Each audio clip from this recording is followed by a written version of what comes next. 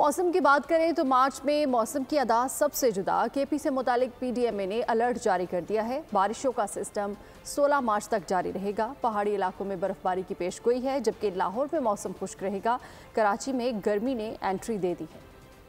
मुल्क में मौसम के निराले रंग। खैबर पख्तूनख्वा में बारिश की पेशगोई। बारिश का सिलसिला 16 मार्च तक जारी रहेगा। लाहौर समेत पंजाब भर में खुश्क मौसम का सिलसिला जारी है। दर्जा हरारत में भी खुश्क मौसम की वजह से बतदरीज इजाफा हुआ है। पीर को लाहौर समेत पंजाब के बेशतर अजला में बादल रहेंगे, लेकिन बारिश के इम्कानात कम हैं। खैबर पख्तूनख्वा से मुतालिक पीडीएमए ने अलर्ट जारी कर दिया। बारिश का सिलसिला 16 मार्च तक जारी रहेगा। इस दौरान अर्बन फ्लडिंग का खदशा भी जाहिर किया गया है। शहरियों को हिदायत की गई है कि बारिश के दौरान बोसीदा मकानात और बिजली की तारों से दूर रहें। दूसरी जानिब कराची में मामला बिल्कुल उलट है। तपती धूप ने गर्मी की शिद्दत बढ़ा दी। शहर का दर्जा हरारत दोपहर के वक्त 39 से 40 डिग्री तक रहा। गर्मी की ये लहर 12 मार्च तक बरकरार रहेगी।